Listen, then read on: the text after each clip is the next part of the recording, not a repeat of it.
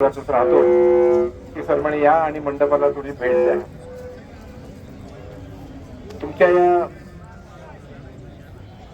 कामाचा आणि अनुभवाचं मी जवळून पाहिलेलं आहे. सुरुवातीला असं वाटलं होतं की हे कंत्राट 2 वर्ष 3 वर्ष राहील आणि लेबर ऍक्ट प्रमाणे सगळे लोक आपण रेग्युलर होऊन जाऊ. पण शोकांतिका अशी आहे, तुम्ही गावठाण्यामध्ये शाळा उघडल्या, तिथे 12वीच्या विद्यार्थ्याला लावलं, तो रेग्युलर झाला, परमनंटली झाला आणि तुम्ही हा तिथेच. तुमचं काम जर जवळून बघितलं तर रेग्युलर कर्मचारी ज्या पद्धतीने काम करतात आणि तुमची कामाची पद्धत जर पाहिली तर तुमच्या कामाला 10 पैकी 10 मार्क द्यावे लागते आणि रेग्युलर कर्मचारी आम्ही 10 पैकी 4 गुण मिळेल असं काम करत नाही. ही वास्तविकता आहे.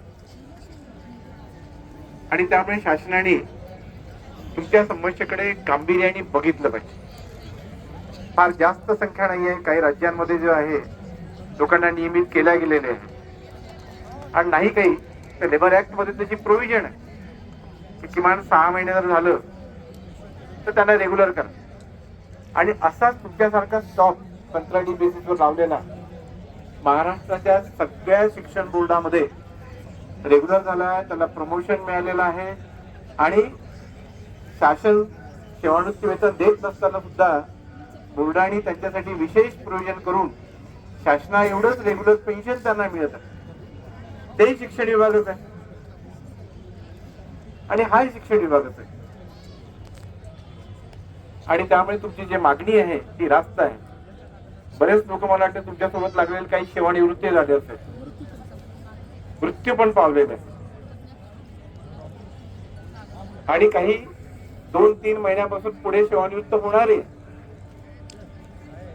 मित्रांनो, कसं असते, आपण नोकरीवर लागलो, सगळ्या कुटुंबाची आपल्याला आशा असते, अपेक्षा असते, मुलांचं भवितव्य आपल्या भरोश्यावरती असते, मुलांचं शिक्षण आपल्या भरोश्यावरती असते आणि इथे आपल्या सेवेची गॅरंटी जर नसेल अख्ख्या कुटुंबावरती परिणाम होतो.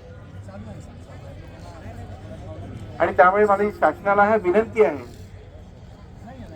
की याच अधिवेशनामध्ये तुमचा मुद्दा निकाली काढावा. काल पूरक मागण्या मंजूर झाल्या आहेत, गुरुवारी तुमच्यासाठी पुन्हा मागण्या मंजूर करून घ्याव्यात आणि तुम्हा सगळ्यांना रेग्युलर करावं. आम्ही सगळे सेवानिवृत्त राजपत्रित अधिकारी महासंघ तुमच्या पाठीशी नाव, गरज पडली तुम्ही बोलवा, त्यावेळेस आम्ही धावून येऊ. तन मन धनाने. धन्यवाद.